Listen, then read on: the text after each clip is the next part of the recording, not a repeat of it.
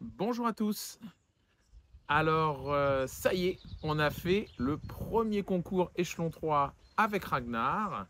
Et comme Victoire n'a pas pu venir avec moi parce qu'elle avait autre chose de prévu, on a filmé son parcours et je vais lui montrer et le commenter en même temps, ce qui permettra justement pour ceux que ça intéresse de voir à la fois ce qu'est un parcours Monduring échelon 3, mais en même temps avoir mes petits commentaires pour dire ce que j'ai ressenti à ce moment-là, qu'est-ce que j'ai fait, pour pouvoir un petit peu analyser aussi comment on peut conduire de manière à rendre, euh, comment dire, comment, je vais pas dire aider son chien, mais essayer de, si, de l'aider à pouvoir performer au moment de la compétition en fonction de ce qui se présente et aussi de pouvoir vous faire part des difficultés que l'on peut rencontrer sur le parcours. Comme vous le savez, avec Ragnarok, en fait, c'est un chien qui n'a pas vu grand-chose quand il était jeune à cause du confinement. Si je compare avec d'autres chiens comme Hot Dog, qui ont eu une carrière exceptionnelle, ils ont eu une carrière exceptionnelle parce que tout simplement, tous les éléments étaient réunis pour performer. À la fois depuis son plus jeune âge, il a énormément entraîné dans de bonnes conditions, fait beaucoup de changements de terrain. Moi-même, j'étais très disponible pour lui et en plus, euh, j'avais toute mon équipe, je n'avais pas une vie de famille aussi riche que maintenant. Vous voyez un petit peu les bébés, comment ils ont grandi, hein. Vous en avez un beau phénomène à côté de moi. Avec Ragnar, non, non, c'est pas du tout ça. Avec Ragnar, c'est beaucoup plus difficile parce qu'en fait, il est né pendant le Covid, on a eu les confinements, on a pu peu entraîner. Ensuite, j'ai eu pas mal de déplacements à l'étranger. Donc, des entraînements en dents de scie, peu d'expérience. Et donc, quelque part, c'est un petit peu aller vers l'inconnu avec ce premier échelon 3 parce que je ne savais pas trop où j'en étais. J'ai travaillé un peu sous forme d'atelier et entre guillemets, c'est un petit peu comme réunir les pièces d'un puzzle. Est-ce que tout a pu bien s'emboîter? Est-ce que j'ai pu faire un beau puzzle de tous mes petits entraînements sous forme d'atelier, on va dire de petites pièces un petit peu éparses? Euh, je pense que oui. Et en fait, pour ceux qui nous suivent, vous savez, je vous ai montré un petit peu lors de ma dernière vidéo du dernier entraînement. Je vous disais, bon, bah là, je pense que ma garde objet, je suis pas mal. Mes arrêtés, je suis pas mal. Il y a juste un dernier exercice où je ne suis pas encore au point, je dirais, par manque de pratique, manque d'expérience pour le chien. C'est ma défense du maître. Et en fait, c'est ce que l'on va s'apercevoir dans cette vidéo sans dévoiler tout le parcours. Et puis surtout pas allonger la vidéo en trop de baratin avant de démarrer. Mais ouais, c'est ma défense du maître qui clairement manque d'expérience. Et ce sera, on va dire, le seul petit bémol de son parcours complet. C'est pas vraiment un bémol parce que je n'apprends rien. Mais voilà. Voilà. Ça aurait pu être une performance exceptionnelle. Et bah, elle est plutôt pas mal. C'est parti, t'es prête ma chérie? Allez, on regarde ensemble. Go! Alors, donc là, tu vois le terrain du concours. On démarrait tout simplement par la suite. Donc là, on va me voir arriver en fait derrière les banderoles. Tu me vois me mettre en place. Voilà. Et tu sais, en concours, il y a préparation et départ. Et il faut se rappeler de la suite du cheminement à faire. C'est-à-dire qu'on nous l'a montré au chien en blanc. Et ensuite, c'est à nous de nous en souvenir. Tu vois, par exemple, on nous demande de passer au niveau du canot, etc. Et là, tu vois, il y a la secrétaire qui passe devant, qui discute. En fait, j'ai démarré l'exercice. Vous voyez, ça fait partie des aléas de compétition. Vous êtes en plein exercice. Je suis en train de démarrer ma suite et la secrétaire, elle vient pour me faire tirer. C'était l'attaque arrêtée. Donc, il faut être en capacité de garder sa concentration, mais aussi garder la concentration de son chien en toutes circonstances. Et donc là, voilà, je suis parti sur la suite. Alors, à savoir que j'étais donc le premier concurrent à passer. D'accord? Donc, il y a eu le chien en blanc et ensuite, c'était à mon tour de passer. Ça aura un petit peu son importance. On va voir par la suite parce que quand on a eu plusieurs chiens qui sont passés avant nous, tout simplement, on voit un petit peu les difficultés du parcours. Alors que lorsqu'on est le premier concurrent, entre guillemets, je ne vais pas dire on essuie les plâtres, mais en fait, on découvre un petit peu les difficultés, quoi. On voit pas les autres chiens et les autres concurrents avant nous. Bon, ça va. Question mémoire, papa, il dépasse le poisson rouge. Je me suis souvenu à peu près du parcours qui était assez simple en fait, hein. On tournait autour du canoë. Après, tu vois l'espèce de panier à crabe. Là-bas, on devait tourner. Après, il y aura un demi-tour. Ce qui est assez difficile, c'est qu'en fait, en monduring, on n'a ni laisse ni muselière. Donc en fait, c'est assez difficile de faire un conditionnement pour faire comprendre aux chiens que c'est une suite. Donc là, par exemple, le chien, en fait, on rentre sur le terrain de prime abord, en d'entrée de jeu sans présentation sur une suite. Et en fait, il peut croire que c'est un déplacement. Mais bon, même s'il a jeté un petit coup d'œil pour voir où est-ce qu'il était, en fait, où est-ce qu'il débarquait. Parce que j'ai pas fait de reconnaissance. Ce qu'il faut savoir, c'est que là, le concours que l'on voit, je ne suis pas allé faire un changement de terrain, je n'ai pas fait de reconnaissance. Je rentre, le chien ne connaît absolument, moi non plus d'ailleurs, je ne connaissais pas le terrain. Le club de Kevin à Lorient, très beau terrain d'ailleurs, magnifique comme vous pouvez le voir. Mais on n'y était jamais allé, donc ça permet de voir un peu comment se comporte le chien lorsqu'il ne connaît pas le terrain. Là, c'était le refus d'appât. Et en fait, ça se voit pas très très bien, mais il y avait une petite planche, il fallait mettre le chien dessus. Bon, la planche était un petit peu, regarde là, tac. C'était du poisson qui jetait, ça l'a mis un petit peu en difficulté, le chien par rapport à l'odeur. Il n'a pas voulu s'en aller, mais toi, il s'est juste relevé pour se dégager de l'odeur. Ça fait perdre un point, pas plus. Le principal, c'est qu'il ne soit pas sauvé, en fait. Mais tu vois, il était sur la petite planche et je l'ai mal positionné. Il faut dire que la planche était plus petite que le chien, donc c'est pareil. On nous met des obstacles des fois qui sont plus petits que l'animal. Bon, on va dire qu'il n'était en plus pas bien couché dessus. Il avait bien les coudes au sol, donc il était couché, mais il n'était pas super bien dessus. Derrière, c'était l'absence du maître. Et en fait, tu vois, on nous fait monter sur le petit pont. Et il fallait mettre le chien couché, tu vois, là où il y a les filets. Fallait mettre le chien couché là. Et la distraction, c'était une cloche. Alors c'est pareil, j'étais un petit peu inquiet parce que... Enfin, inquiet. Oui, un petit peu parce que Ragnar, c'est pas là où il est le mieux. Du fait qu'il a eu très peu... Ouais, il s'est pas couché quand j'ai demandé. Il a fallu que je recommande une deuxième fois. Ce qui montre un petit peu son état, je ne vais pas dire de stress, mais quand il est comme ça un petit peu recroquevillé sur lui-même, je ressens que l'animal, il se pose des questions. C'est pas grave, je perds un point parce que je recommande, mais c'est pas grave, il le fait, il se met en place. Euh, Et en fait, je ne savais pas quelle était la distraction, parce qu'au chien en blanc, ils avaient oublié de mettre la distraction. Donc en fait, encore une fois, je ne vais pas dire que j'ai su les plâtres, mais je vais découvrir en même temps que mon chien quelle était la distraction. Heureusement, ce n'était qu'une cloche. De toute façon, ça aurait été plus dur, j'avais pas le choix, il faudrait le faire.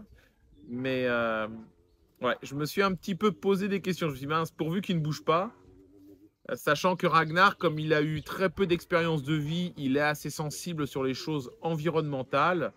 Quand il y a du mordant, quand il y a un rapport d'objet, quand il y a un but, un objectif, j'ai aucun souci.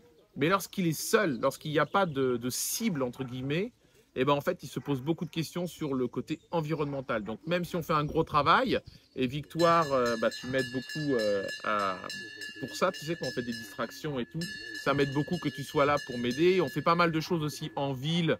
Lorsqu'on travaille tes chiens de police, on en profite des fois pour sortir Ragnar et le travailler aussi dans ces conditions-là.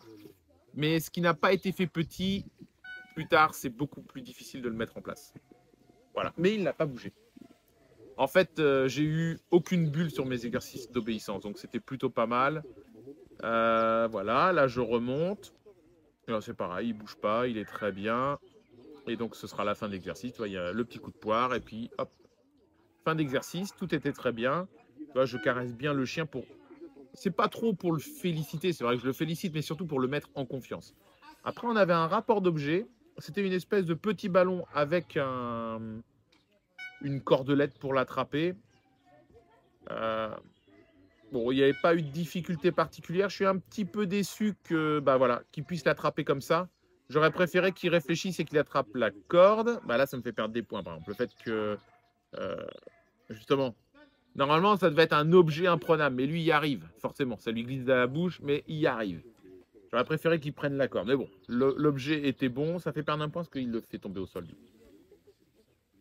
Là, on a l'exercice des positions et c'est départ sur une table. C'est une petite table en agility. Je crois qu'ils ont ce genre de petite table-là. Et donc, on va faire le départ dessus. Bon, en fait, les pauses, il n'y a pas de souci. Quelque part, il n'y a pas de difficulté. Comme il est sur une table, il risque pas d'avancer. Le problème de Ragnar, c'est qu'il avance un peu. Tu as vu, des fois, à l'entraînement, il avance. Oui. Donc là, justement, je suis en train de travailler un petit peu ça. Maintenant, on peaufine les détails. C'est-à-dire qu'à l'entraînement, on a dégrossi, il a à peu près compris tous les exercices. Donc maintenant, on va chercher les détails. On va travailler le mashon, on va travailler le fait qu'il grignote un petit peu les positions. Mais parce que les exercices sont acquis. Je commence jamais, surtout en monduring, à travailler les détails avant que l'exercice soit compris. Bref, retour aux positions. Bah là, il les exécute bien. Toi, je suis assis là, en face de lui. Et tout à l'heure, ça va être rigolo quand je vais le rappeler. Voilà, le commissaire en ring s'écarte. Je rappelle mon chien. Je fais exprès de prendre mon temps pour être comme à l'entraînement. Regarde, tac, il monte et hop, il se recale. Et il me fait des petits bisous. Là, c'est l'exercice du petit bois. Là, je place ma préparation. Comme ça, je sais que mon chien est concentré sur ce qu'il a à faire. Et je vais me mettre en place. Voilà. Donc, pour le petit bois, c'est une enveloppe qu'on m'a tendue à l'entrée du terrain, en fait. Et j'ai pris le petit bois à ce moment-là. C'est pas un petit bois que l'on a à l'avance. C'est un petit bois que l'organisateur nous donne, d'accord? Et j'avais le numéro 5, si tu veux savoir. Parce qu'après, justement, comme ils vont placer d'autres... Toi, je vais en face, je pose mon petit bois.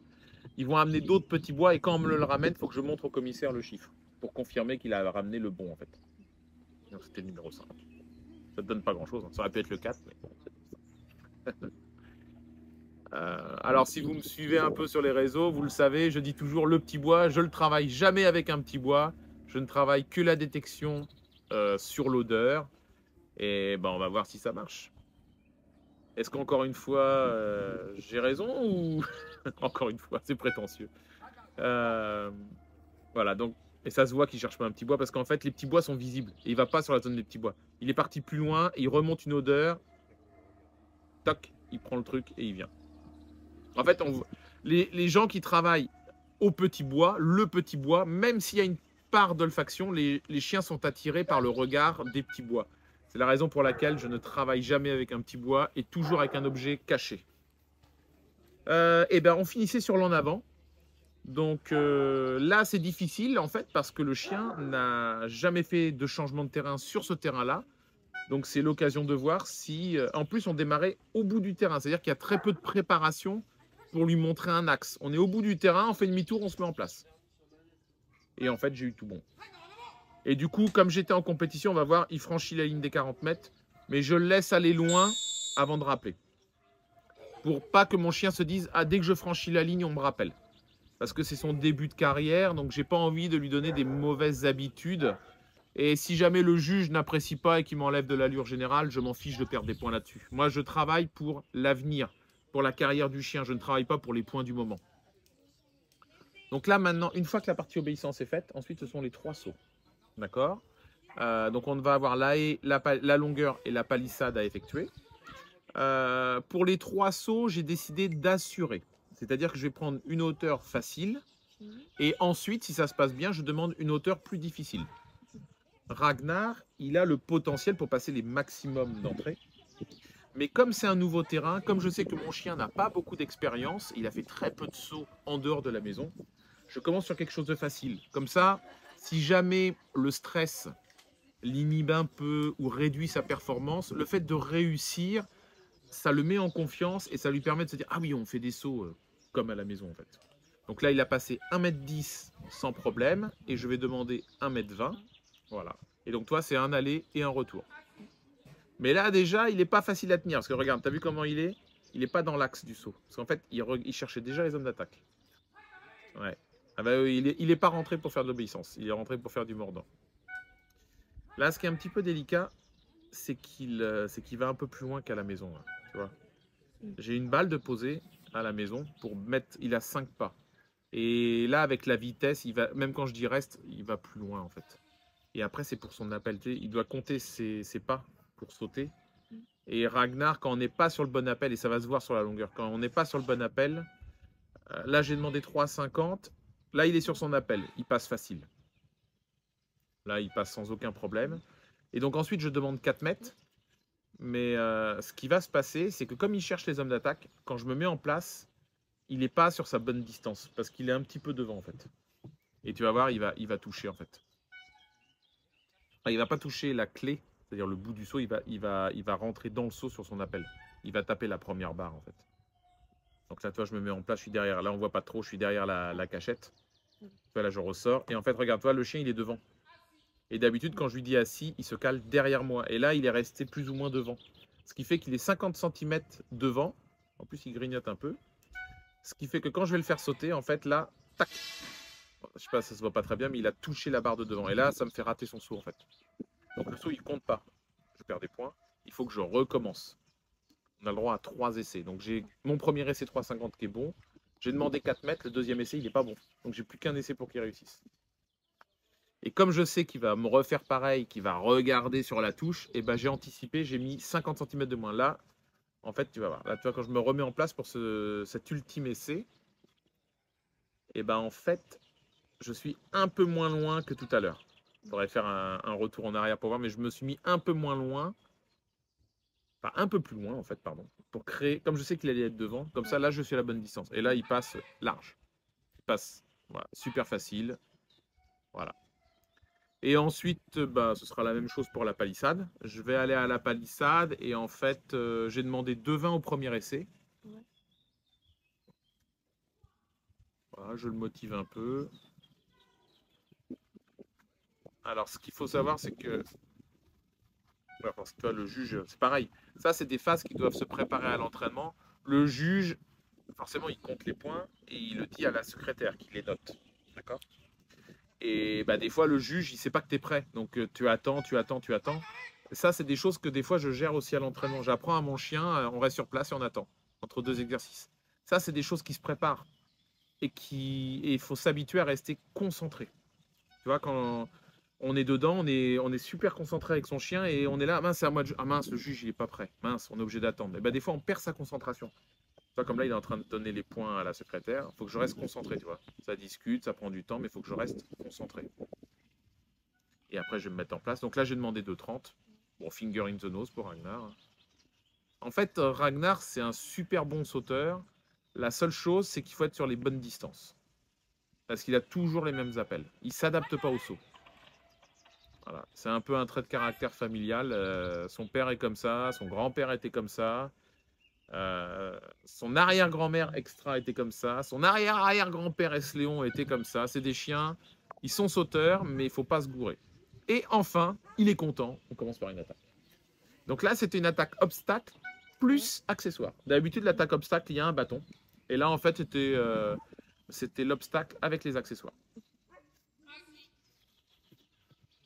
Et en fait, Roman, l'homme d'attaque qui est là, alors pas notre Roman qu'on connaît à notre terrain, hein, à qui on fait coucou d'ailleurs, là, il s'appelle Roman Bergel. C'est un très très bon homme d'attaque parce qu'il a déjà fait les championnats de France en ring, dans le costume. Donc ça veut dire que c'est du très très haut niveau. Donc c'est bien parce que nous, notre chien, il n'a pas beaucoup d'expérience. Donc d'être confronté à quelqu'un qui a de l'expérience, c'est très très bien. Là, je l'ai envoyé à l'attaque. Donc il faut qu'il franchisse l'obstacle ou qu'il le saute. Et paf.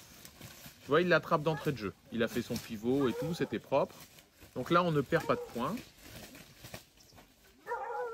Là, tu vois, en plus, il couvre bien le chien et tout. Donc c'est bien. C'est pas forcément des choses qu'on a l'habitude de travailler. Ça, c'est plus ce qu'on voit en ring français, en fait. Pas trop en mondiaux. Et donc c'est bien. Comme notre chien, il est entraîné sur les 2 disciplines, en fait, il est habitué. Voilà. Et là, il revient. Tu vois, quand je rappelle, il revient bien. Donc là, on fait tous les points. Et ensuite, c'était la défense du maître. Et en fait, le scénario, il était super facile. Il n'y avait rien de difficile. J'allais être, je vais pas dire médisant, mais j'allais être taquin en disant, bah souvent quand un juge de ring fait une défense mondiaux, elle est à la fois facile en termes de scénario, mais en même temps, souvent elle est difficile en termes d'agression, parce que ce qui paraît logique pour des gens de ring, en fait, l'est pas trop pour des gens de mondiaux. Et d'ailleurs, au concours, c'est bizarre, mais on va dire, je crois que tous les chiens qui étaient en tête, on n'a pas eu la défense. Voilà. C'est à méditer. Pourquoi est-ce que on va dire les premiers d'un concours n'ont pas la défense? La défense, c'est pas un test de sélection de qualité de chien. C'est ni plus ni moins que du dressage et de la compréhension d'un scénario. Voilà. Je n'irai pas plus loin sur le sujet. Donc, et l'autre homme d'attaque s'appelait Guillaume. Voilà, donc là, il n'y avait rien de difficile parce qu'en fait, jamais les hommes d'attaque sont à côté de nous, tu vois. Par rapport à ce qu'on fait à l'entraînement, c'est beaucoup plus facile. Tu vois, regarde, les hommes d'attaque sont loin. Je veux dire, mon chien, il va pas leur mettre un coup dedans, là. Comme il n'y a pas d'agression, tu vois. L'homme d'attaque, celui qui va m'agresser est déjà assis, Guillaume. On me demande de mettre ça, voilà, dans le bateau. Et quand je m'assois, il doit y avoir l'agression. Et en fait, regarde. En fait, il y a... Bah, tu vois, le chien avait bien compris, tu as vu, Ragnar a bien vu, mais il n'a pas osé aller mordre. Mon explication, c'est que l'agression n'est pas assez convaincante. On ne vient pas vraiment m'agresser. On vient, on pose les mains. Mais poser les mains, bah, le chien, même moi, je me suis demandé si c'était l'agression. Voilà, il n'y a pas d'excuse. Il faut qu'on travaille. Mais voilà, j'étais pas le seul. Hein. J'étais pas le seul. Et puis surtout, après, il y a eu une agression plus convaincante. C'est ce que je disais un petit peu, le problème d'être le premier à passer, c'est que des fois, surtout qu'au chien en blanc, bah, ils ont dit plusieurs fois attaque, quoi. Attaque arrêtée, non mordu. Donc, tu te rappelles, c'est la fuyante où je dois siffler. Et en fait, bah, il en a fait tomber Roman parce que bah, le chien l'a percuté, mais il n'a pas mordu. Donc voilà, donc ça c'était bon. Et ensuite, on avait la recherche. Donc on sortait là où on était entré tout à l'heure pour rentrer sur le terrain. On sortait, on revenait au même emplacement. Il n'y avait pas de choses compliquées sur le départ, il n'y avait rien de compliqué, pas de hauteur, pas de cabane, que dalle. On envoyait le chien et puis bah, Ragnar a son habitude, il fait un petit tour vite fait. Sachant que pour ceux qui ne le savent pas, en fait, moi, j'apprends pas à mes chiens de mondiaux à faire le tour du terrain, mais en fait, naturellement, les chiens sont pas trop bêtes. En fait, naturellement, ils font un tour en humant un petit peu, et puis hop, ils se dirigent vers là où il y a une cachette. C'est une cachette de ring qui a été un petit peu... Alors, je sais pas comment que c'est fait dedans, parce qu'on n'avait pas le droit aux chiens en blanc d'aller voir ou de rentrer sur le terrain, donc je savais pas du tout comment était la cachette. Sauf que l'homme d'attaque n'était pas visible, il y avait quelque chose qui masquait. Bon, là, il faut attendre. Donc, le chien, il aboie. Et en fait, moi, il faut que je me mette en place à un endroit. Et à ce moment-là, je demande à l'homme d'attaque de sortir. Pour info, l'homme d'attaque a signalé 2 coups de dent de la part de Ragnar dans la cachette. Il a dit que le chien avait fait ça. Alors, c'est ce que j'ai entendu. Bon, après, j'écoute pas trop ce qui se dit. Toi, par exemple, lorsque l'homme d'attaque, il discute avec le juge à la fin de l'exercice, j'écoute pas trop ce qu'ils disent parce que quand on écoute ça, après, on est plus concentré sur son chien, on ne conduit plus son chien. Donc, j'ai vu vite fait, mais je m'en suis pas occupé. Donc là, c'est la conduite. Donc là, tu vois, à chaque fois que l'homme d'attaque va essayer de s'enfuir, il faut que le Ragnar l'attrape. Donc nous, Ragnar, il est placé derrière, comme ça. Donc là, il écoute bien. Donc là, il n'y a pas de mètre de fuite.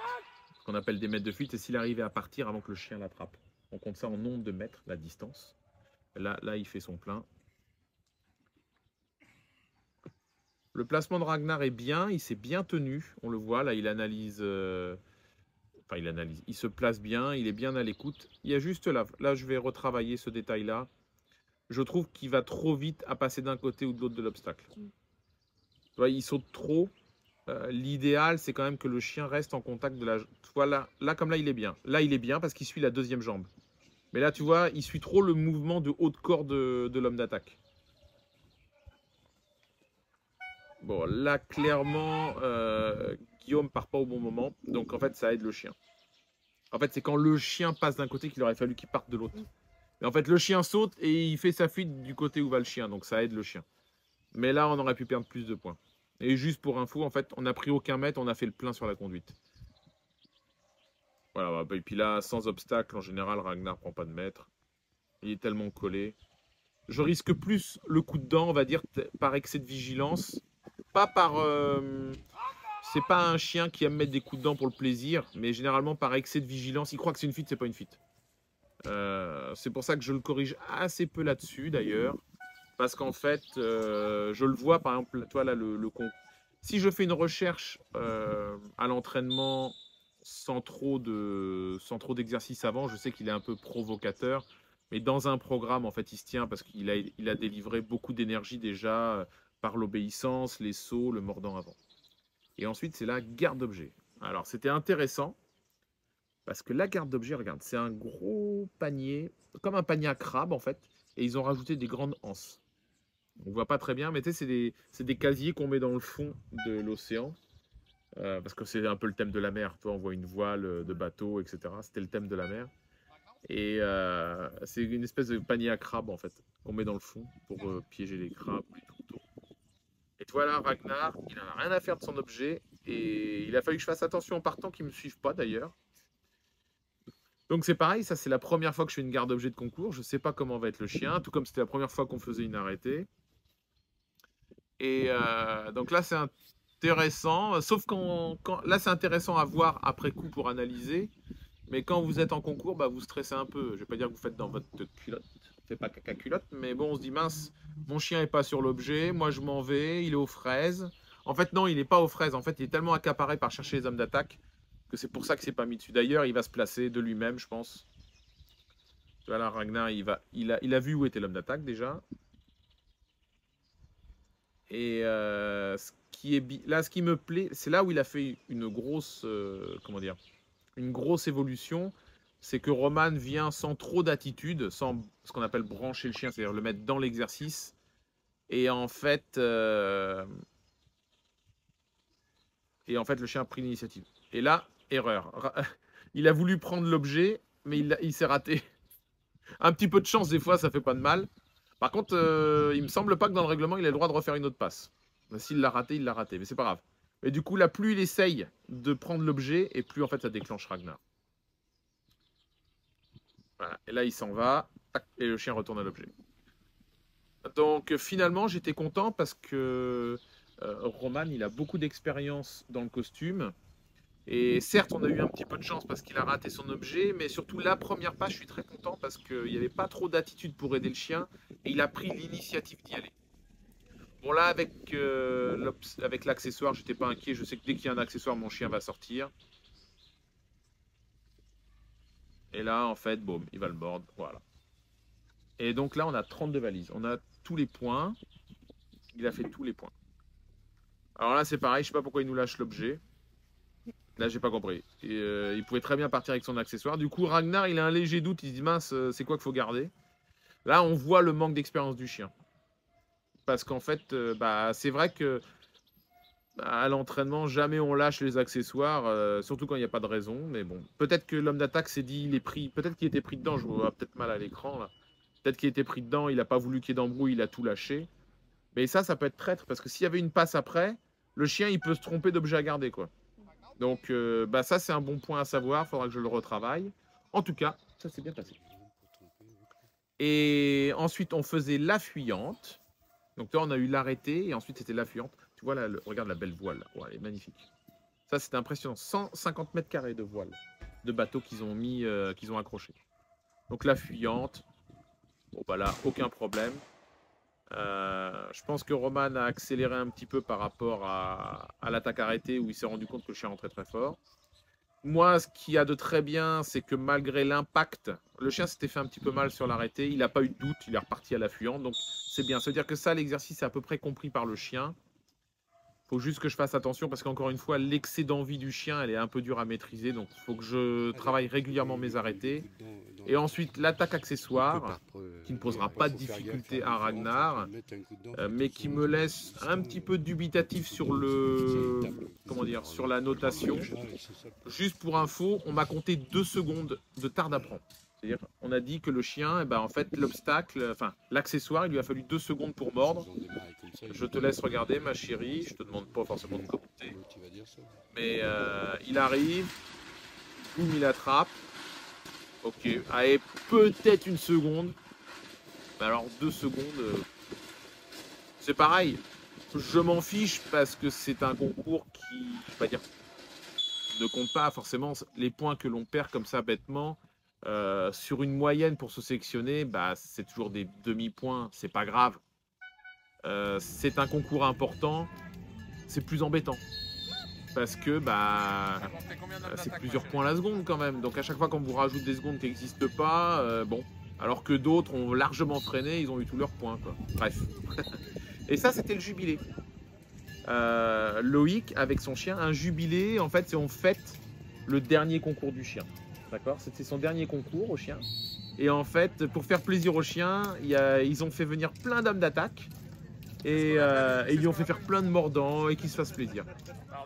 Loïc avec son chien Max, en fait, il avait fait le concours et puis après, pour terminer la carrière du chien, ils ont décidé de le régaler avec plein de mordailloux en fait. Et tu vas voir après, ils ont aussi fait une petite, ce qu'on appelle une haie d'honneur.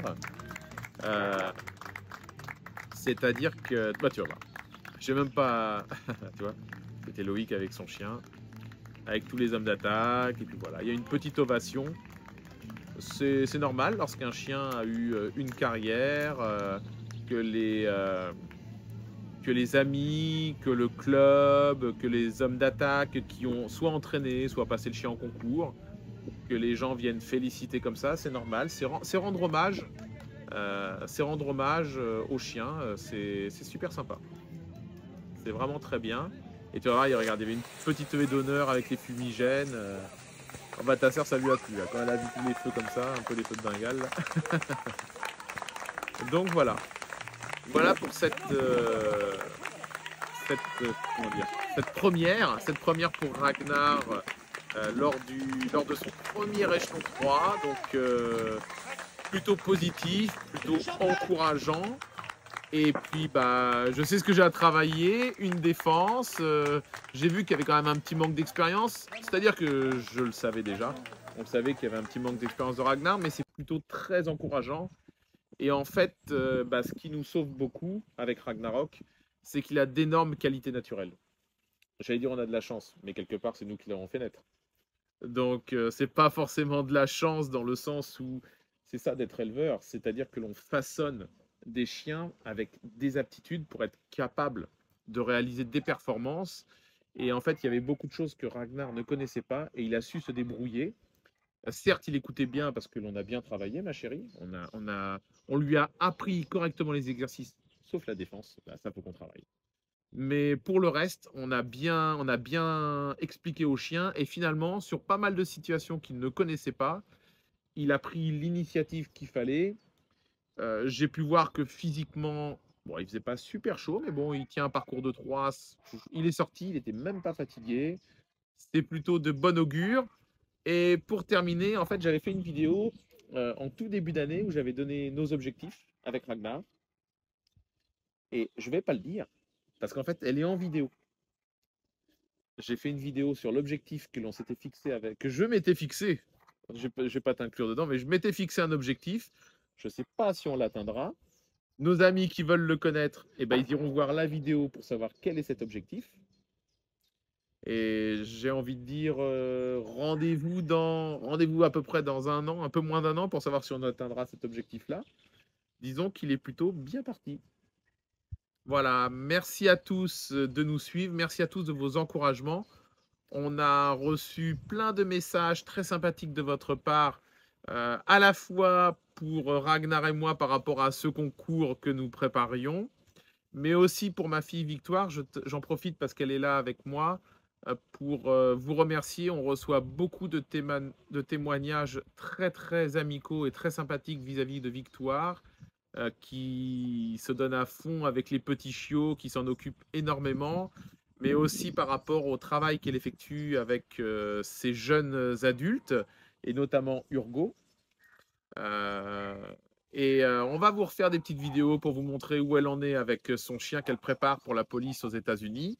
Voilà, encore merci à tous. N'hésitez pas à nous laisser des petits messages en commentaire, surtout si vous avez des questions ou des précisions que vous souhaiteriez avoir.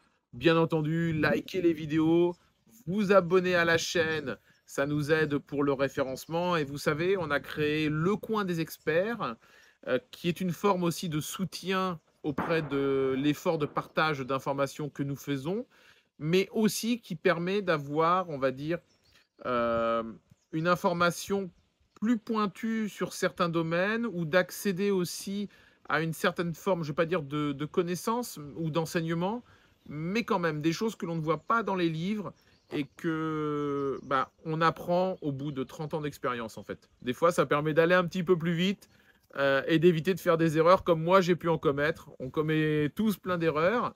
Mais disons qu'au bout de 30 ans, on en fait de moins en moins. On en fait toujours, mais on en fait de moins en moins. À très bientôt les amis. Ciao, ciao. Allez, go. Ça va être une